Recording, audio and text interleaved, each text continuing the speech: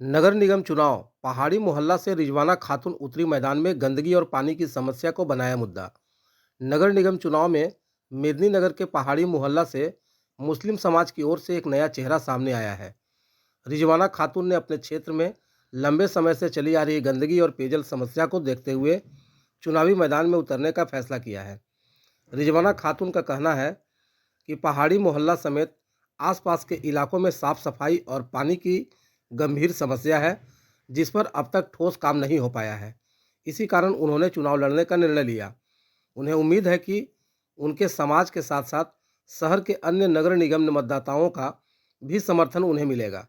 उन्होंने कहा कि यदि जनता ने उन्हें जीत दिलाई तो वे पहाड़ी मोहल्ला सहित पूरे क्षेत्र को स्वच्छ, सुंदर और विकसित बनाने के लिए ईमानदारी से काम करेंगी।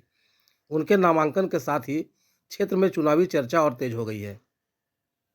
पानी, नाली ज़्यादा समस्या है सब चीज़ का। पहाड़ी में गंदगी बहुत बहुत ज़्यादा है और वहाँ है कि कचरा अगर निकल रहा है तो जब तक आधा कचरा नाली में नहीं चला गया तब तक सफाई नहीं होता है।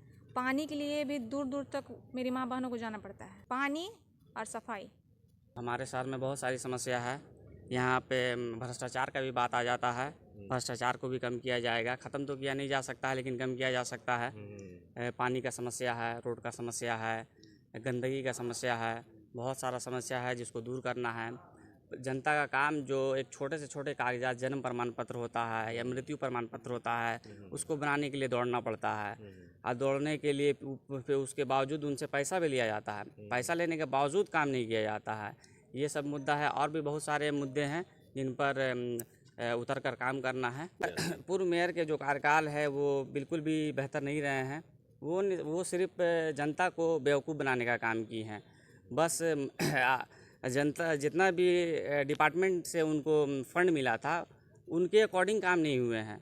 मान लीजिए आपके पास अगर नदी है या समंदर है तो आप एक कतरा पानी आप लोगों को पिला दे रही हैं, तो बस वही काम हुआ है। फंड आपको ऐसा मिला है कि आप सारे शहर को चमका सकते हैं, लेकिन आपने फोकस किया सिर्फ मेन एरिया को फोकस किया। वार्ड की स्थिति आपकी वही है, आप जाके देख लीजिए, लगभग वार्ड की स्थिति आपकी वही है।